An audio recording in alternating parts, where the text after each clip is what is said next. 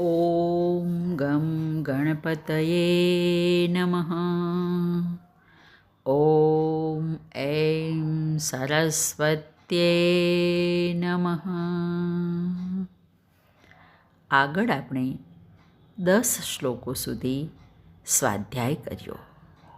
હવે 11મા શ્લોકમાં કર્મયોગીની કર્મ કરવાની શૈલી દર્શાવતા ભગવાન કહે છે, કાયેન મનસા બુદ્ધ્યા કૈવલેરિન્દ્રિયૈરપી યોગિનઃ કર્મ કુર્વન્તિ સંગમ ત્યક્ત્વાત્મશુદ્ધયે.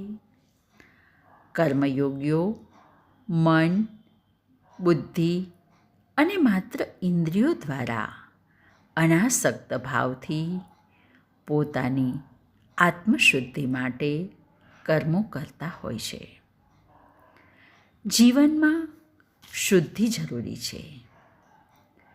દેહ શુદ્ધિ, ગેહ શુદ્ધિ, વ્યવહાર શુદ્ધિ, અન્ન શુદ્ધિ, અર્થ શુદ્ધિ, દ્રષ્ટિ શુદ્ધિ, ભોગ શુદ્ધિ અને આત્મશુદ્ધિ, આ બધી શુદ્ધિઓ મળીને જીવનને શુદ્ધ બનાવે છે.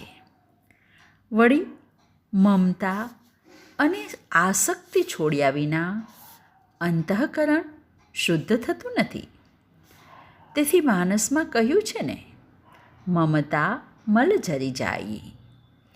તેથી જ ભગવાન અહીં પણ કાયેન મનસા બુદ્ધયા કૈવલે ઇન્દ્રિયૈરપી એમ કહીને શરીર, ઇન્દ્રિયો, મન અને બુદ્ધિમાં મમતાના સંપૂર્ણ અભાવ દ્વારા અંતઃકરણની શુદ્ધિની વાત કરે છે.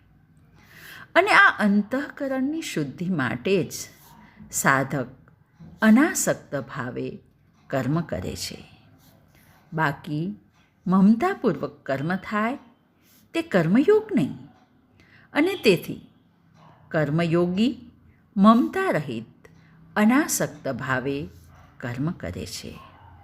હવે આ જ વાતનું પુનરાવર્તન કરતાં ભગવાન કહે છે, યુક્ત કર્મફલમ ત્યક્ત્વા શાંતિમાપ્નોતિ નૈષ્ઠિકીમ અયુક્ત કામકારેણ ફલે સક્તો નિબધ્યતે.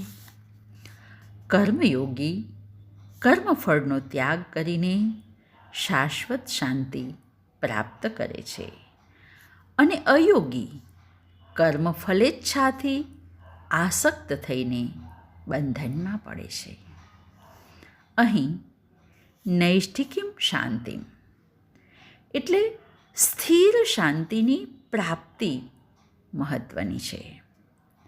જે માનવી ઈશ્વરને ખાતર ફળની આશા રાખ્યા વિના કર્મ કરે છે અને કહે છે કે હું મારા ઈશ્વરને માટે કર્મ કરું છું, મારા પોતાના લાભ માટે નહીં, તે ભક્તિમાંથી પ્રાપ્તિ થયેલી શાંતિથી મનની પવિત્રતા, જ્ઞાનની પ્રાપ્તિ, કર્મના સંન્યાસ અને જ્ઞાનની સ્થિરતા પ્રાપ્ત થાય છે.